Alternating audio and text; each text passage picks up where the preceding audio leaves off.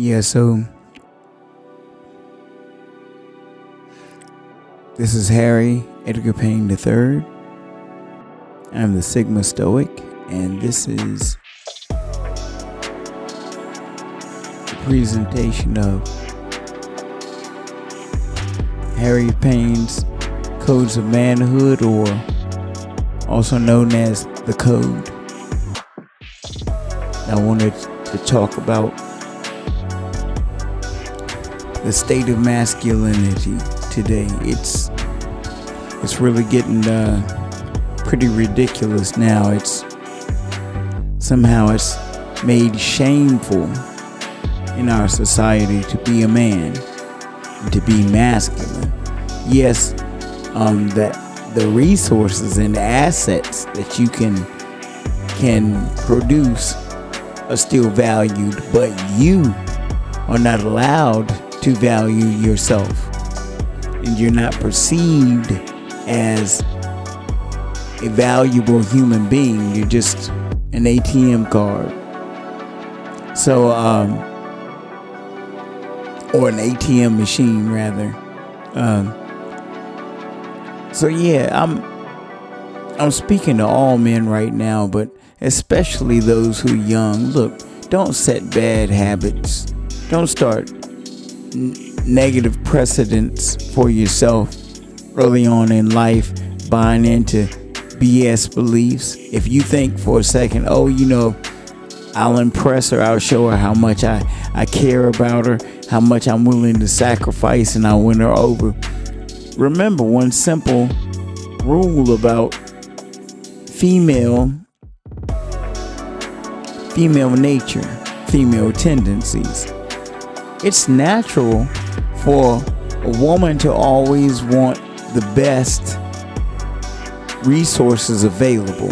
And if she has a choice between a guy that is truly dedicated to her, but he can't supply her with the lifestyle she believes she deserves, hate that word deserves, but she believes that she should have, she's gonna bypass the good guy with less in the way of resources, in lieu of the man who he's somewhat mysterious, somewhat adventurous. There's a risk factor involved. Plus, he claims to be able to offer the things that she wants in her perceived lifestyle or her desired lifestyle. So she will easily matriculate to his side just to get what she wants. And you have to understand something. Due to that relative fact, meaning it's not all women have the same motivation, but the majority of women tend to do the same stuff, and they tend to demonstrate the same behavior. And we're talking about centuries and centuries, thousands of years of women in our society and other societies evolving to fit the best possible needs of their environment. So women look at duty completely different than men do. Women look at loyalty completely different than men do. And those are the factors that separate us. I mean, we can work together. You can work together if you fit together like pieces of a puzzle. You can be your definitive shape, and it works congruently with the woman shape. But if you are out of shape, literally and figuratively, then you won't connect. You got to understand something, and I teach it quite a bit, and it's going to be a big theme in my platform, my presentation, and that is unattached love. Now, when people first hear unattached love, the semantics they apply to it, oh, this is somebody who doesn't really care. That's an oxymoron. How can you be unattached and love? You have to love to attach. But let me break it down for you. So love is a gift. It's not a receipt. Love is not, hey man, I'm well loved. This woman over here wants me. This woman over here, she loves me. This woman adores me. You know, my boys want to be me. You know, I'm well loved. It's not a receipt. It is a gift. Hey, this person is down and out. They need a little help, a little boost. I'm going to give them that love. And see, that's the key. Give is the key word. See, if somebody I know needs $50 to get them over the hump and settle a problem, if I loan them $50, they're still going to be in the hole later on, $50 in the hole when they pay me back a week later, a day later, whatever.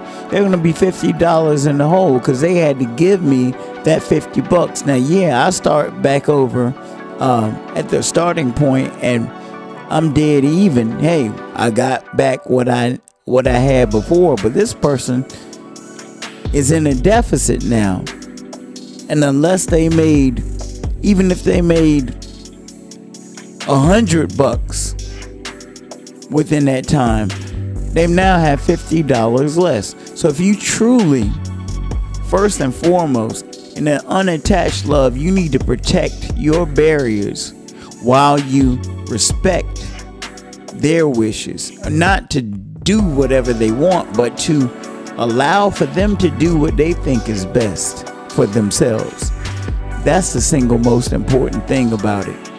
People have to understand that, but you have to protect your boundaries. So I'm not going to give you ultimatums. You better do this, you better do that, or else we're not going to be together. Well, you better do this. But the bottom line is, if she wants to wear slutty dresses and go to the club with her girls and pop champagne bottles with strange men and gyrate and rub all over these men, that's her business. And with unattached love, you don't say, hey, I forbid you to go. If you go, we're done. I'm done with you. Unattached love, you say, hey, do what you want to do. And if she's like, oh, so you gonna have a problem with it? Look, I don't control you. I don't want to control you. I just want to be a part of your life right now. That's perfectly fine. But whatever you decide for yourself has got to work for you, because I'm going to do what works for me. And I'm not going to worry about jumping through hoops just to make you happy. That's ridiculous. Why do I not want to be 100% of who and what I am? Why wouldn't I? And why wouldn't I? If I truly respect who and what I am, why wouldn't I want you to be 100% of who and what you are? Think about it. When the woman comes to the man after 3 weeks to 3 months to 3 years of a relationship with that gloomy ass look on her face, and she said, hey, I'm just not happy. Happiness is up to her. If she decides, I want to do this to be happy, I want to do that to be happy, I want to be this to be happy, then that internal peace is with her. But if happiness is all about people jumping through hoops for her and the world moving to the beat of her drum, and she doesn't get it, naturally she's going to be unhappy. So with unattached love, I'm telling you, it protects you, and it keeps them from being accusatory to you. You're trying to control me. You think you're my boss, blah, blah, blah. You don't have to deal with any of that with unattached love. It's real simple. You want to, like I was saying earlier, you want to go to the club with a slutty dress on with your slutty friends, go right ahead. Oh, you're not going to have a problem? Yeah, I have nothing to say. And she said, well, you have nothing to say, but do you have a problem with it? Well, you know where I'm coming from. I'm not cool with it. So if you roll like that, consider yourself single and live it up. Have a ball, but don't come back. Or are you trying to control me? No, I didn't say one time, you better not go or else. I didn't say you better not go. You do what you feel is best. I'm not going to curtail that right from you. Everybody has a right to their own mindset and to their own trajectory. So that's up to you. Whatever you decide is best for you, do it. Because look, you got to understand as a guy, and I'm sick and tired of you all chasing tail. And my father gave me some wisdom long ago when I was in my mid-teens, and I was probably about a year or two away from having sex. And my dad could sense it. I mean, he was rooting for me. As a man, he wanted his son to conquer. He wanted his son to feel completely at ease with women. You know, what dad wouldn't want? Something's wrong with you if you're a father and you want I want him to be a virgin forever and awkward with women and unpopular in his social spheres. No father wants that. You don't want your son to be a jerk or use or manipulate people, but you want him to sharpen his skill set when it comes to interactions with women. You want him to be confident. You want him to instill confidence in people that see him and are around him and sense his presence. So for you guys, man, you a bunch of beggars now. I'll do anything for you. I'll drink your bath water. I always joke, I wouldn't drink a bath water. I may lay down in the tub, sit down in the tub next to her, but I'm not going to drink a bath water. So, and that presence is actually what women truly want, what they truly desire. You see, on the top layer, you've got what women have been told to expect, what they're told to think by the feminist manifesto in society. And then you've got the underlying surface where this is what they actually want and truly desire. So oftentimes a woman will say something to remain on par with what society is saying, but secretly they withhold what they really feel. So they're typically not going to be blunt and straight up with you, because they want to have the option to shift, move the goalpost, and always stay in the proper alignment with society, as opposed to looking like they're out of bounds. Now, if a man's out of bounds, he sits there, he dwells on it, he thinks about it. Okay, I got to get my stuff together. But a woman, it's not my fault. It's the patriarchy. It's the men siding against me. I'm always the victim. Poor, pitiful me. You're never going to get right if you've been wrong so long, because you're never going to get right overnight if you've been wrong so long. So if you keep making excuses, empires were never built off of excuses.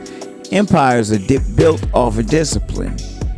If you don't have the humility to accept, okay, yeah, that is a deficit of mine, I do need to work on that, Yeah, I'm gonna put more effort towards that. See, as men, and understand, you have the choice of remaining an adult man. I mean, an adult male, and what that simply means is you have genitalia,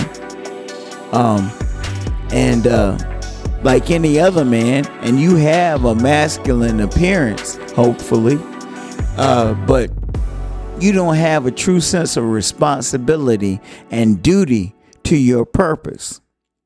And that a man does. A man is responsible for his own personal actions and words, but he's also responsible for anybody under his guidance and care. Could be his daughter, his son, his nephews, could be a cousin that's going through some difficulty, could be a friend, could be an associate that he's casually supporting, or his wife, girlfriend, female friend. It doesn't matter.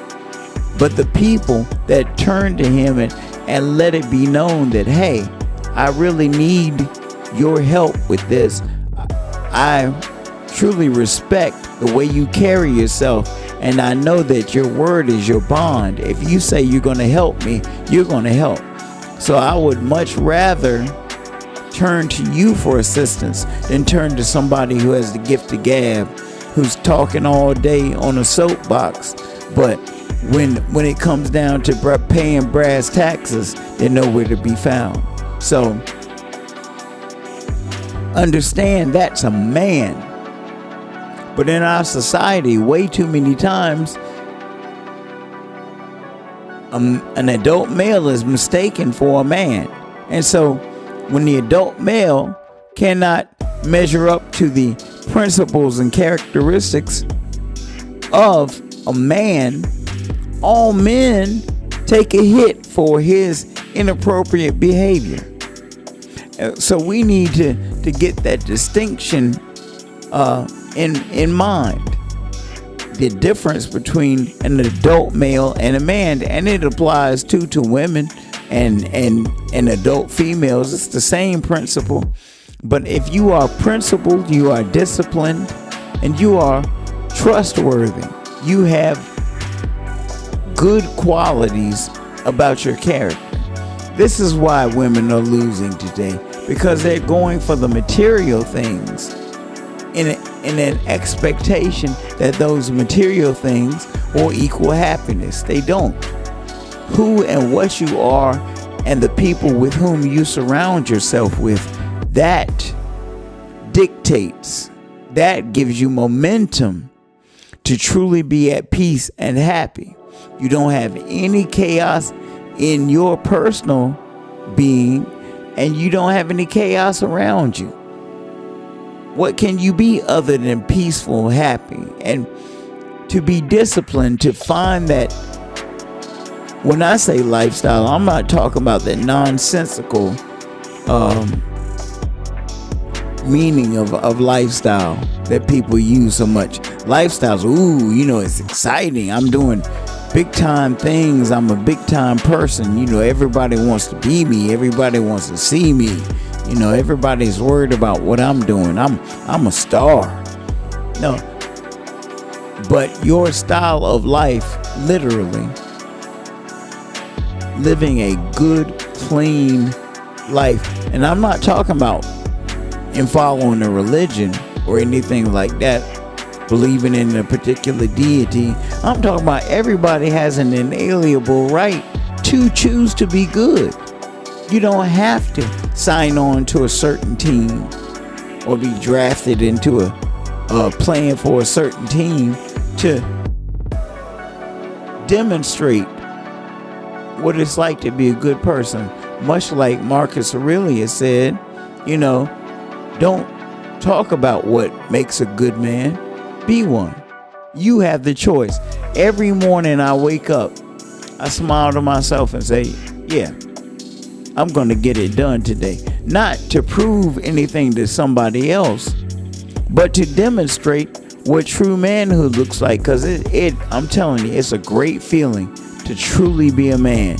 And there's some out there, some adult males out there who haven't figured it out yet, and they wonder why they feel so bad, why they don't feel. They feel like I've never felt respected in society. I'm always put down on the sly or put down to my face. But women don't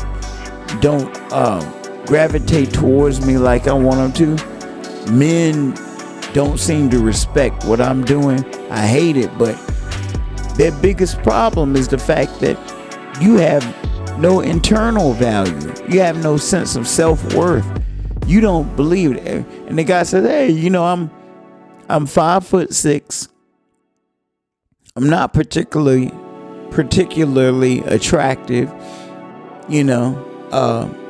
I'm a little bit on the chubby side. I eat potato chips and snacks a lot, and I play video games for hours on end. Which that's all well and good if you want to play the games to free your mind for a little bit and escape and kick up your feet. That's cool, but when that becomes your identity, I'm just gonna play games. It's not for money. It's not for me, having a gateway into influencing other people to live a better life. It's just something to do. That door that you walk through may be keeping you from walking through another door that you really need to pass the threshold with. So it's not wrong to do, as long as you're doing it for the right reasons. As long as you're doing it for, hey, some people may drink a cup of coffee in the morning. Hey, I sit there and play video games for about 30 minutes, 2 hours. But here's the thing. Dysfunctionality is described or suggested in psychology as any time that you have a particular habit or particular proclivity for that takes away from your functionality. For instance, now let's say somebody chose, hey, I drink a lot of beer. If you drink beer, that doesn't make you a bad person. Yeah, it may offer some health issues down the road. I mean, if we're not talking about red wine, for that'll do your body some good, but you talking about just straight up beer or liquor. The thing about it is, if it takes away, like, okay, I got drunk last night. I was drinking till about 2:00. I fell asleep late, about 30 minutes before I was supposed to be into work. I passed out, and then I wound up getting to work late, or I overslept most of the shift, so I missed most of the day. I could tell my boss was pissed off. Guess what? If that happens multiple times and you wind up losing your job because you can't maintain the responsibility like you're supposed to, then yeah, drinking for you is bad. In fact, many would call you an alcoholic. But if you drink responsibly and you're like, hey, it's 8:00, I'm watching Netflix, I'm gonna kick back and have a beer to settle into, me going to sleep. But you're in the bed about 10:00, you're relaxed, you're cool, and poof, you're right off to sleep. And you're up in the morning about 5:30 to 6 to be ready to get wash yourself and get dressed and out the door, ready to get into work. Hopefully, you get into work about 15 minutes to 30 minutes early, so you're never late. And as opposed to getting there right on time or 5 minutes late, 10 minutes late. Look, a show of excellence is so important in this life. You got to understand how that motivates people. They don't necessarily have to gravitate towards you. Wow, I want to be Bob's best friend now. No, but the respect that they have for you, it abounds, and it's really important to be respected. It's really nice. It's not what you, hey, I'll jump through any kind of hoops. I'll do anything to impress you guys. That's not what it's about. But to be respected is phenomenal, and it gives you options. You can network so much better with people once you have earned, not deserved. Earn their respect. The way you earn their respect, you respect yourself at all times, and you respect them at all times. See, you have to teach people how to treat you. When they see you accepting only the best for you, the most respect for yourself, the most discipline, you're always very consistent, then people say, hey, in order for me to approach Bob, I've got to approach him according to how I see him treat others. This is a phenomenal human being. He's not weak. He has his boundaries, and you have to respect his boundaries if you want to be in his presence. Because he'll turn his back and walk away from you if you treat him disrespectfully. He won't argue. He's real classy about it, but he leaves in silence. He doesn't leave arguing, going back and forth with you. He leaves in silence. And so that respectable trait is one that people will pick up on. And in time, being in your presence, that'll start rubbing off on them. Hey, I dig the way Bob does it. I dig the way I think of Bob. Bob relaxes me in a way on the job. When we're in a meeting, we know, hey, hand this duty over to Bob. He'll hit a grand slam. He'll knock everybody that's on base. He'll knock them home. Don't worry about it. Bob is somebody we trust and somebody we can rely upon to get the job done. That's the person you want to be. Stop worrying about what other people are doing, thinking, or saying. Don't look at them, oh, that's my competition. That guy, he's gonna hold me back from doing so many things because he's always in the winner's circle. Understand something. Your toughest competition is the person you were yesterday.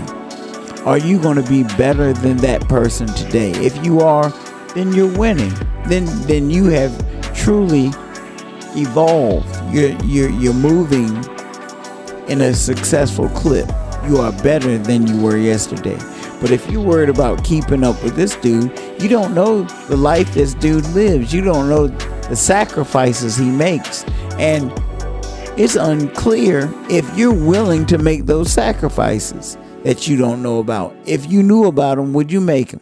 I want to drive. Man, I'd love to have Bob's car. Not specifically, but that same style of car. Okay, but could you handle the $400 a month car note he has to pay on it, or the property tax he has to pay every year on it?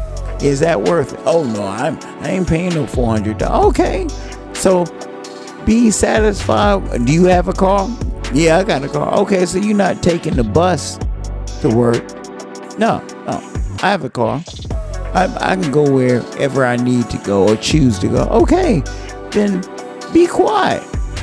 Stop complaining. Stop making comparisons. This is why the people today are so anxious and so depressed and so fearful, because they're focused on external validation and people externally making moves, and they do comparisons. I'm not doing what this person is doing. I'm not eating what this person is eating. I'm not dating what this person is dating. You really have to ponder carefully. Who am I? What do I want and need out of life to fulfill me? And then start creating that person. Stop chasing to find out who you are. Stop searching. I had this guy as a mentor because I thought I wanted to be him. He turned out to be a crook and a shyster. So I was disappointed with that. I was dating this girl. I thought she was beautiful. She was sweet. All of that. Turned out she was just using me. It was as if she was pimping me. And I went for a while, and I stumbled in my life because of her. When she let me go, everything felt, I believed everything had fallen apart, but it hadn't. So create who you are. Stop searching for yourself. When you have, for me, whenever I hear somebody saying, I'm trying to find myself, I'm like, damn, that sounds like a blind person hitchhiking. You can't see anything. You don't even know if you're standing on the side of the road far enough away from the cars not to hit you, or if you're standing in the street and you can't judge or rate the person that is pulling over to give you a ride. They may look like a mass murderer. They may have a knife in their between their teeth while they're driving the car. You never know. But you need to create yourself. You need to decide, who am I? What am I? And what do I need to be? What do I want to be? Don't let others decide for you. They don't have to sit around and deal with the consequences. They clap for you when you're entertaining them, and they turn their back and walk away in silence when you're not. And here you feel, I'm hurt. I feel so abandoned. I don't have any friends right now. And that's where all these mental issues start. That's where all of these bad habits start to form. And guys don't feel like, hey, I don't feel like a man. Well, take charge of your life. Be responsible. That's how you become a man, and that's how you maintain it. Don't worry about these. Oh, he's toxic. He's toxic. He's toxic. Listen, if the woman doing the complaining, if she's in a successful and very functional relationship, I abstain from using the word happy to describe good relationships, because you honestly can't call it. Yeah, they're smiling in public, but you don't know if they're fighting in private. So are they functional? Do they pay bills together? Do they work well in tandem with each other at social events? Do they respect each other? That's functionality. Do they keep their bills paid on a regular basis? You can tell things like, hey, how long have they been in that house they've had, or that apartment? Oh, probably about 3-4 years. Okay, so they're functional, obviously, when it comes to taking care of the bills, to remain in the house. They're always driving, they're never walking anywhere. So it's obvious that they're responsible when it comes to paying bills. They're a functional couple. So work on you. Don't worry about, I'm a man when I can bed 20 women every week, and I'm driving the best car and wearing the best clothes and the best cologne, and I'm the most muscular guy at the gym, and I've just got it going on. Screw all of that. These people who are selling you a lifestyle are blowing smoke up your tail. They're lying to you because they want you. They're telling you, I will teach you the lifestyle that you need to have. How would they know? They don't know you. They don't know what you're willing to deal with in the world, what will make you happy. So they're selling you a lifestyle. I'll give you this lifestyle, this fantastic lifestyle that's cookie cutter and works for everybody. No one's going to be disappointed in exchange for your money. So just, for just a modicum of your income, maybe, $500, $1,500 to $2,000. Come to my symposium in Miami, and I'll teach you how to be a lady killer and a stud. And they're blowing smoke up your tail. The bottom line is simply this. If you respect yourself and you respect others, keep in mind, if you see a disrespectful person at a distance, don't get close to them. Don't bother with the pleasantries and forming a bond with them. Leave them alone, because you can tell by the way my dad used to always say, boy, you can tell a lot about a person by how they're treating everybody else, because they'll treat you the same way. Don't believe, oh yeah, that's Josh. Yeah, he's a liar and a cheat to other people, but he's honest with me. He's my best friend. He'll lie and he'll cheat to you too. It's just a matter of, you got something that he wants. You got something he wants to be around, but he still got his ways about him. If you see him treating other people badly, he's going to do the same to you. So stay out of the mud pit. Stay out of getting mud on your clothes, so to speak, figuratively speaking. And when you see a negative person or somebody that, like they say nowadays, is toxic, leave them alone. Don't even say, hey, how you doing? If they speak back. If they're like, good morning, Harry, how you doing? Good morning. Be reserved, cautious, and keep moving. Don't plant your feet to speak. Keep moving as you speak, but do not try to make inroads with that person, because that's the girl at the bar, and you're feeling unwanted, and you feel you're at your sexual peak, and you want these women now, and oh man, she looks good. She's got her boobs hanging all out. She's her butt cheeks are hanging out of pants or a dress that's skirt is way too short, and I want her. If I can take her home tonight and sleep with her, man, I feel so much better about myself. Once again, external validation. It's a waste of time. If we sit you down and say, what do you really want in a woman? And do you really need a woman? I mean, are you okay by yourself and have relationships? Keep in mind, you can have sex with a woman without having to make her your girlfriend and jumping through hoops all the time to keep her happy. You can have sex, you can have friendship, and you can have peace and quiet.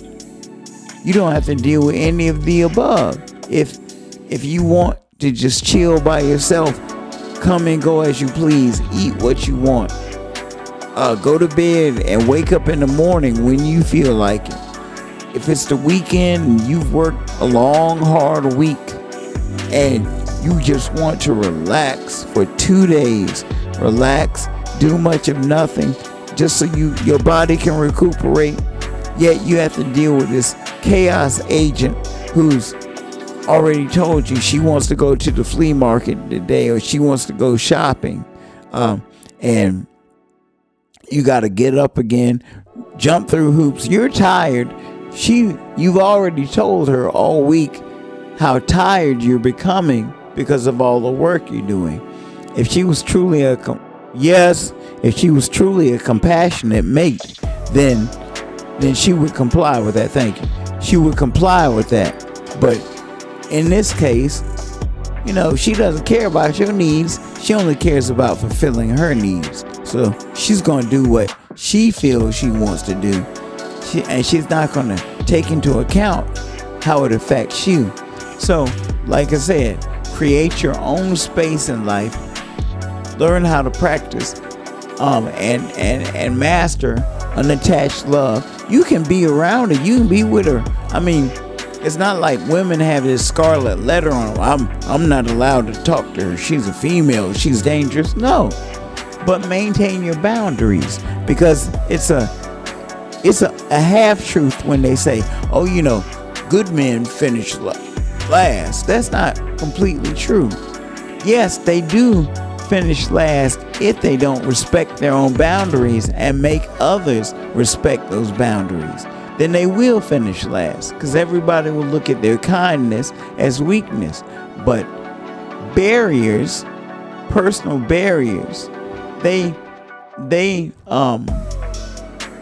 strengthen your goodness, and they envelop it in a protective shield that, hey, look, you want to act like you're single, you want to hang out and have little coffee dates or bar dates with your ex-boyfriend because he's the one that got away, and you kind of wish you were with him again, at least sexually, if nothing else. You want me to supply this lifestyle for you, but you still want to circle back behind closed doors at some seedy motel or hotel and have sex with him as if you all are newlyweds.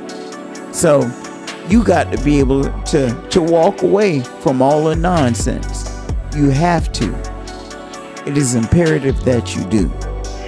Because if you're afraid to be alone and have to deal primarily with yourself, your thoughts, then, and your beliefs and your being, then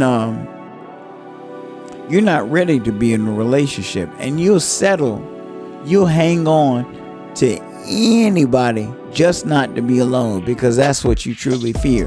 When you have no fear of being alone, when you can sit at home in a quiet space, it doesn't have to be dark, but a quiet, dark space, and just think and focus and meditate without feeling restless, when you can be congruent with it, that inner peace, and it's a zen-like moment for you, you're ready to go out and deal with the world's crap. But when you're not able, when you're afraid to be by yourself and you need somebody, you're going to have the worst relationships, because you're going to interact with people just to be around somebody. You're not going to have a quality circle of friends. You're going to have crumb bums, because they know, hey, I can use this guy. This guy needs me. So in order for him to be around me, I'm going to use him for everything it's worth. That's what turns a good guy into a sucker. But if a good guy is able to say, hey, do what you want, how you want, where you want, but once I have seen what I don't want to be engaged with, or somebody I don't want to be around and influenced by, I'm out. So maintain your boundaries. If somebody comes to you that you know, first of all, you don't have $500 to lend, but somebody has the audacity to ask for $500, and they're not even in your inner circle of friends, somebody who has proven that they are trustworthy and they care about your well-being. Rather, it's somebody that, hey, to heck with that guy, I don't care how he feels or what he wants. I just need that $500, and I know, he's always talking about being a good guy. I'm going to use that against him. Hey, you a good guy? Aren't you trying to help me? I'm in need. Now, that guy could take that $500 and blow it on some merchandise he wanted. You don't know if he's paying his bills or not with it, or if it's going to help him out of a jam. But like I said, be able to say no. It's the shortest and most definitive and declarative sentence in the English language. Nope, can't do that. Why not? If you don't have $500 to burn and go about your life carefree, you don't have $500 to lend. And if it's, this is my rent money, so you got to pay me back. No, I'm not going to put myself in a situation where I'm gambling on you coming through for me. Oh man, he's got to have the rent money by 6:30 Thursday evening, or I'm gonna be in trouble with my landlord, or I'm not gonna be able to make my car note for this month. Screw him. His problems are him. Her problems are her. That don't co-sign on their problems. Okay, now we are worried about you not only rectifying your problem, but also me getting my money back so I can carry on with my life. Look, plus okay, is this guy responsible at paying people back? Do I see him paying other people back? Does he not borrow money on a regular basis? Okay, yeah, okay. This one time, and I've got the money. If he screws me, then hey, it cost me $500 to get rid of him. Cool. But if he screws me on this, that's just the way it is. He's displayed his stripes to me. So okay, I got you.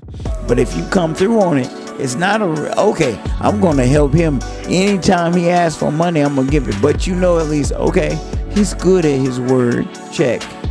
I'll check that box on his behalf. Good.